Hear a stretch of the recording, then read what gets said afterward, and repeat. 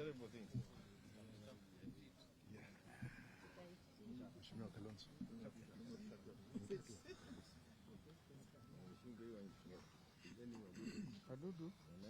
So,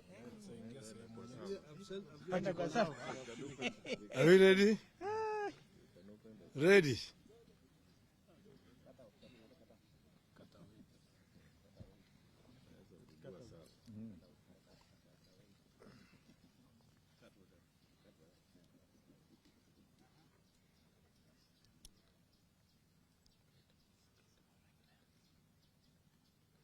Felix, you give a signal.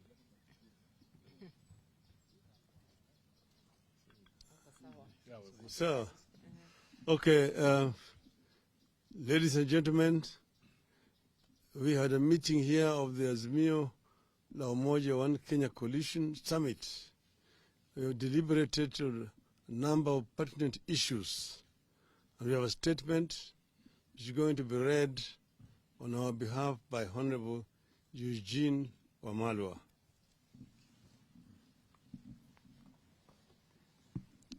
Thank you very much, Your Excellency. Ladies and gentlemen, this is a press statement by Azimio la Umoja One Kenya Coalition Party. Azimio leadership and our delegation to the bipartisan talks had a meeting today, and we received a progress report on the talks and events leading to the decision by our team to declare a statement and suspend the talks. The meeting discussed in detail the continuing attacks on Azimio la Umoja by Kenya Kwanza, despite our protests and express provisions of the Constitution. A number of issues emerged. First, the talks appear to have proceeded well until yesterday, when our delegation tried to move into substantive issues. As Kenyans are aware, our substantive issues remain as follows. 1. Immediate steps to lower the cost of living. We dare add that cost of living has acquired more urgency in light of the finance bill, the continued rise in the cost of basics like unga, sugar, and fuel, the continuing fall of the Kenya shilling, and the new raft of taxes that the Kenya Kwanza administration is determined to push down the throats of suffering Kenyans. 2. The audit of IEBC election servers. 3. Restructuring and reconstitution of IEBC. 4. An end to the efforts by Kenya Kwanza to incapacitate, kill, or take over other political parties. We hasten to add that the desire to kill political parties goes beyond the attacks going on and include efforts by the Kenya Kwanza regime to deny funding to Azimio-affiliated political parties. It is a standard procedure that for any team of negotiators to delve into substantive issues, they need to agree to take some preliminary steps that preserve the substantive matters. Going by these established principles in negotiations, our delegation asked that there be some preliminary actions on the cost of living, agree to the preservation of the IEBC servers in light of the fact that we have asked for an audit of the same, suspension of the selection panel of IEBC in light of the fact that it is an agenda of the talks, and cessation of Kenya Kwanza invasion of Azimio as talks go on. Unfortunately, our team met resistance, hostility, and outright rejection on all the desired preliminary actions.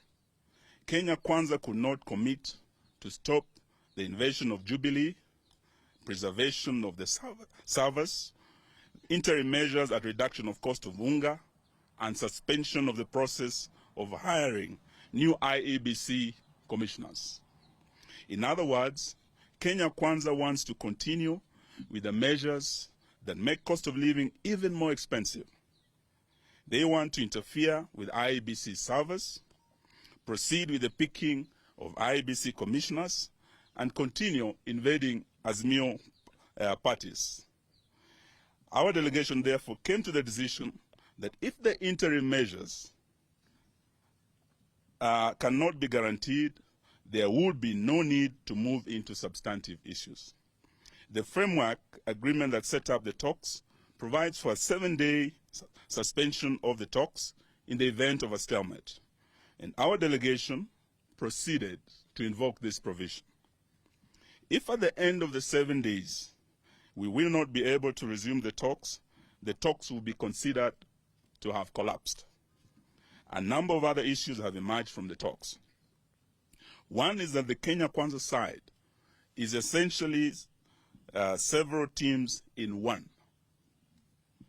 The members are answering to different bosses and are not moving in the same direction.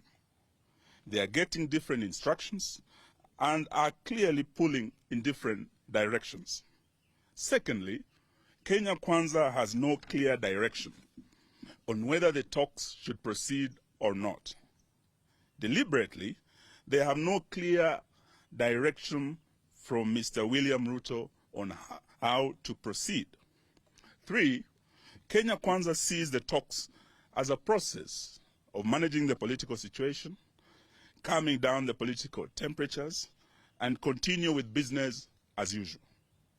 4th, the destabilization of the Jubilee Party is a do-or-die agenda, sponsored by the highest level of Kenya Kwanza leadership, whose aim is to ensure Kenya Kwanza obtains a super majority in parliament and amends the constitution, removes presidential term limits, abolishes devolution, and removes the independence of constitutional commissions and places them as part of the presidency.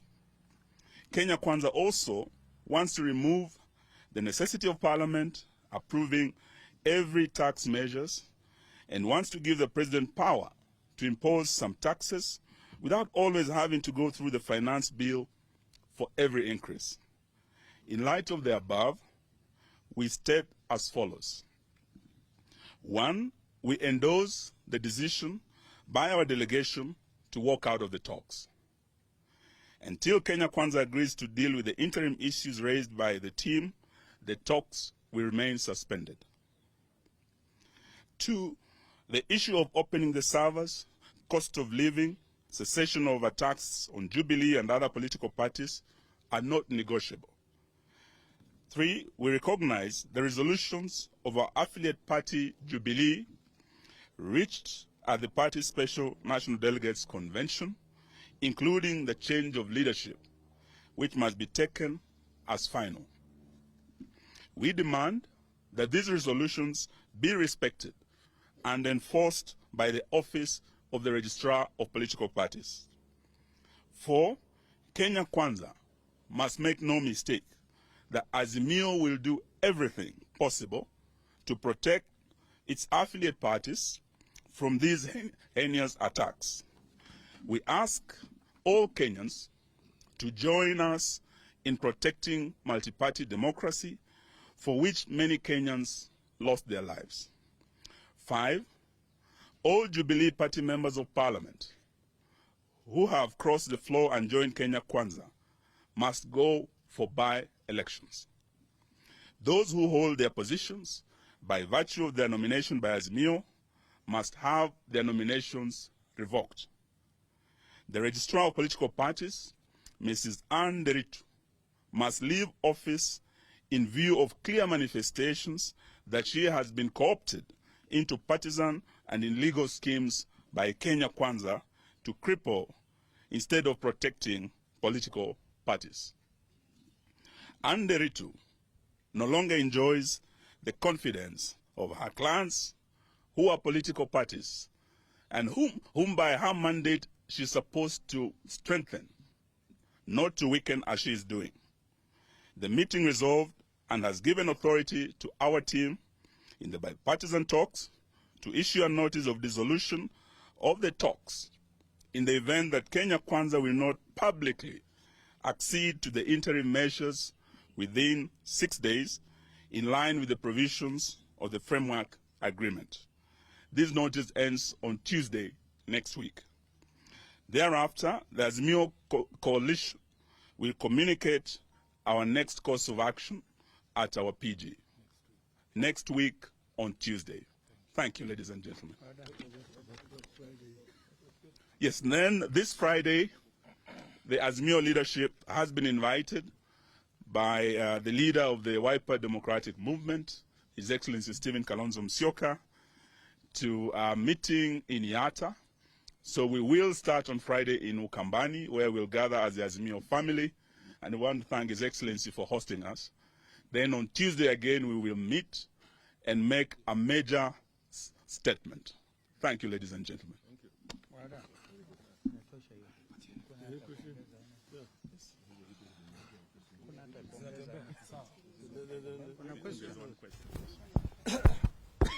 Thank you so much. Just two questions. Number one, you're calling for the implementations of the resolutions of the NDC of the Jubilee Party, but the ORPP said yesterday that the NEC meeting that constituted the NDC was not proper because of quorum. So how will you ask for that? Number two, there's this sugar issue, and there have been talks about there's some people, top government officials, who are involved in it. Do you know who these people are, or as in your oversight role? Thank you.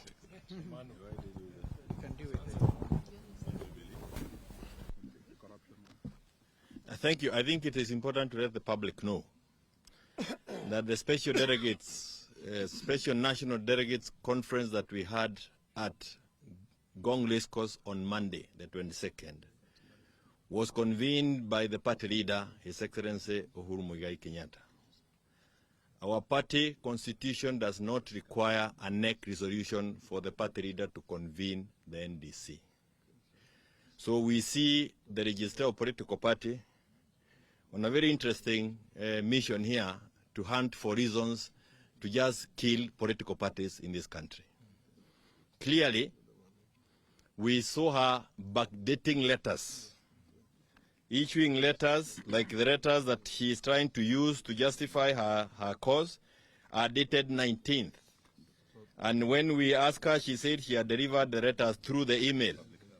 And you can easily, you know, when you want to lie, you need to do some homework. This is a printout of the time and the date the email was sent. And I can read it for you. The email was sent on the 22nd of May. That is Monday, at 8 o'clock in the night. After the NDC. But the letter is dated 19th of May, last week. I got the physical copy yesterday when I went to her office. This is just one of the examples of how she has continued to misuse the office and execute other mandates other than what was given to her. The letter that she is trying to quote was sent to her by Kanini Kegega.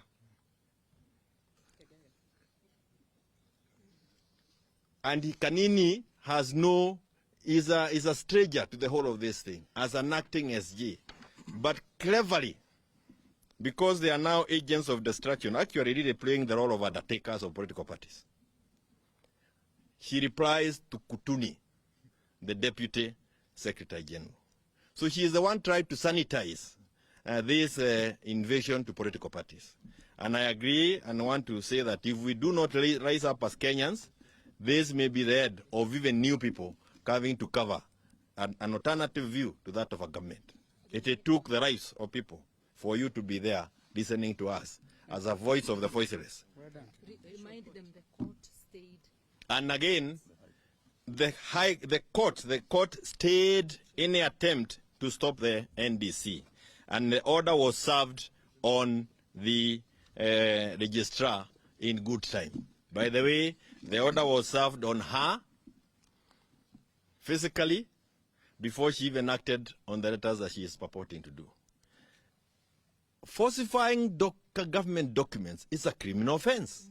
And this lady is clearly guilty of criminal offense. She has continued to falsify those documents, and that is what has sustained this unnecessary coup attempt that you see that have become part of entertainment every day. I thank you. The issue of sugar? Thank you very much. I've been asked to respond to the issue of sugar and other scandals. As you know, during our campaigns, we did warn Kenyans that our opponents have a history, and their history is known right from the YK92 days. The days of corruption and mega scandals are back in Kenya. And we started with the fertilizer scandal. We now have the poison sugar scandal. We have the nets, mosquito nets, KEMSA. And we have the tractors from Belarus. That is another scandal in the making in the transport sector. Today, we were just addressing ourselves to the immediate changes that have taken place. But on Tuesday, we will be addressing matters, corruption substantively, and also attempts by Kenya Kwanza to kill political parties. And not just political parties and killing multi-party democracy. Kenya Kwanza wants to kill devolution. As we speak, I heard Governor Kahiga of Nyeri saying on Friday, he'll be shutting down. Where is this money going? So this is a matter that we'll be addressing substantively on Tuesday. For today, we wanted to focus on the changes that have taken place, and the talks remain suspended until Tuesday when we make a further statement. Thank you very much. Yes, and also we want to say this to the Kenya Kwanza regime. They have to stop this politics of intimidation. They have started targeting and arresting Azimio supporters. We had the young man Gaucho, the one that my successor at the Ministry of Defense said he's such a lowly bastard who should not be seen with great leaders. And it was a shame for President Uhuru to work with a chokora like Gaucho.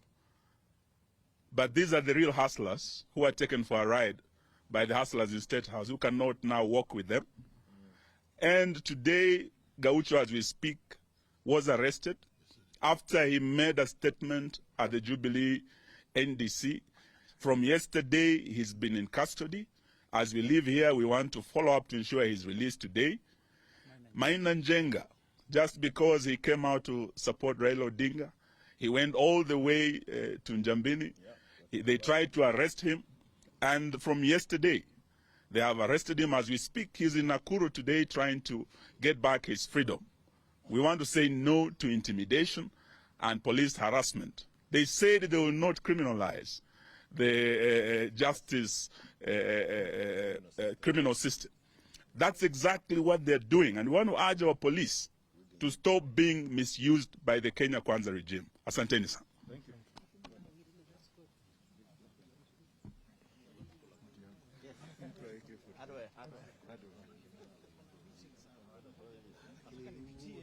Kutoka hapo hivi